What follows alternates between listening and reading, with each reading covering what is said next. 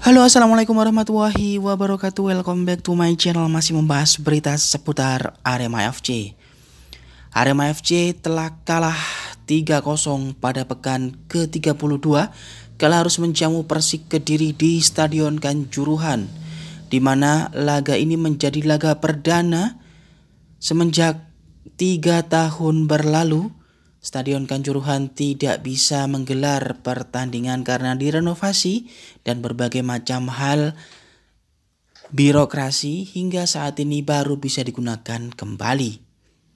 Dan pertandingan perdana adalah melawan Persik Kediri, dan di sini Arema FC harus malu di hadapan pendukung sendiri karena kalah telak 3-0. Namun setelah pertandingan selesai, perbuatan oknum dari Aremania telah mencoreng kembali dan membuka luka lama yang terjadi di Kanjuruhan.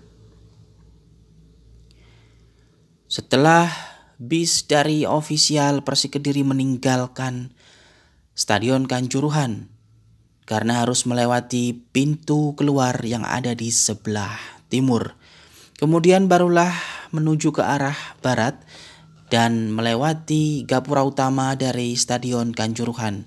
Disinilah letak kejadian itu terjadi. Batu dilemparkan dari sebelah selatan. Bus yang berada tepat di jalan menjadi korban. Kaca pecah dan mengenai pelatih dari Persik Kediri, yaitu Divaldo Alves, dan satu orang lagi asisten pelatih juga terkena. Batunya besar, sebesar kepalan tangan orang dewasa. Bagaimana bisa hal seperti ini terjadi kembali? Personel yang berjumlah 2.000 lebih ditambah dengan tim pengamanan, kemana mereka saat kejadian terjadi? Sehingga tidak bisa memantau situasi dan tidak bisa melakukan pencegahan terhadap hal ini. Jelas yang melempar bukanlah orang yang membeli tiket dan masuk ke dalam stadion. Hanya mereka, kelompok-kelompok bodoh yang menunggu di depan stadion dan memang punya rencana untuk melakukan hal ini. Jadi ini adalah perbuatan yang terstruktur, bukan hanya sesaat. Jelas ini terjadi memang sudah diniati dari pelaku yang sampai saat ini masih dikejar oleh pihak kepolisian. Namun mengejarnya kemana? Apakah bisa mendapatkannya? Atau nanti jangan-jangan muncul di media dan mengaku-mengaku sebagai pelaku padahal bukan. Bisa saja langsung melempar itu dan kemudian lari menggunakan motor ke segala arah. Tentu saja polisi tidak akan bisa mengejar hal itu. Terlebih tidak masuk, otomatis kan tidak terdata. Pembelian tiket harus menggunakan KTA ataupun KTP. Jadi jika ia tidak masuk ke dalam, bagaimana bisa mendapatkan pelaku yang sebenarnya tertangkap? Inilah yang menjadi evaluasi besar bagi kita selaku Aremania. Kenapa masih saja ada yang seperti ini dan membuka lama serta mencoreng kembali wajah Kanjuruhan di kancah sepak bola nasional? Yang jelas, melalui video ini diharapkan bahwa pertandingan pekan ke-34 tidak usah digelar di Kanjuruhan lagi. Nanti akan jadi seperti ini lagi. Walaupun pengamanan 10.000 orang personel polisi pun tak akan mampu mencegah hal yang seperti ini jika mereka tidak punya nalar. Bagaimanakah seharusnya mencegah terjadinya keributan dalam suatu pertandingan? Terutama memang yang harus diantisipasi adalah yang berada di luar stadion. Riak-riak kecil kembali bermunculan dan terus berhamburan ke permukaan, seakan menyayat kembali luka Kanjuruhan.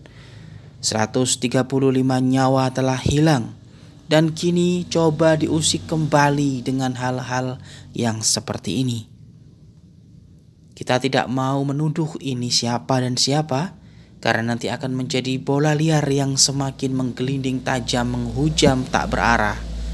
Yang jelas kita harus lakukan adalah bagaimana mengevaluasi total tentang cara pengamanan serta cara bisa untuk menghadang beberapa orang yang memang tidak berkepentingan untuk hadir di dalam ring 1 dari Stadion Kanjuruhan untuk kedepannya.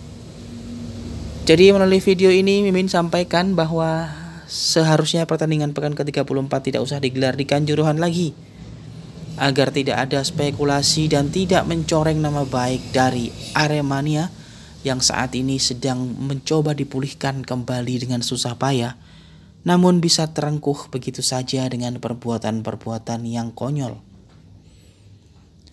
Rivaldo Alves mengalami luka di bagian kepala, sedangkan asistennya mengalami luka di pergelangan tangan. Inilah yang harus dievaluasi secara besar-besaran. Bus yang ditumpanginya pun harus pecah kaca di bagian sebelah kiri dari lambung bis. Ini harus terus dievaluasi. Pengamanan sudah maksimal, katanya, namun akhirnya luka yang didapat seakan menabur garam di atas luka Kanjuruhan. Ini menjadi bukti bahwa tertamparnya kita selaku Aremania oleh oknum-oknum yang tidak bertanggung jawab. Kita harus minta maaf secara terbuka, mengganti kerugian, mengganti semuanya kepada ofisial Persik Kediri, dan menyatakan permintaan maaf terbuka kepada seluruh pecinta sepak bola. Terutama harus ada hal yang dilakukan secara konkret dari manajemen Arema FC untuk bisa menyelesaikan masalah ini.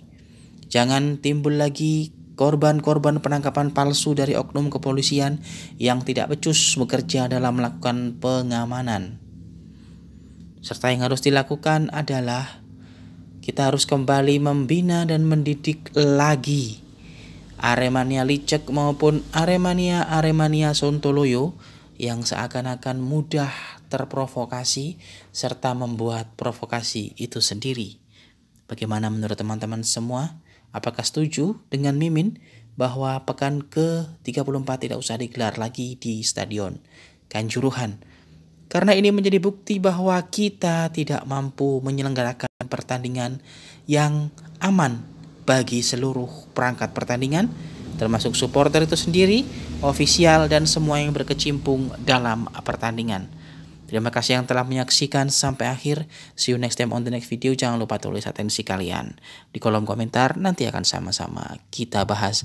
Dan semoga pelaku yang sebenarnya dari kejadian ini cepat tertangkap sehingga bisa diadili dengan seadil-adilnya karena telah mencoreng nama Aremania sekali lagi.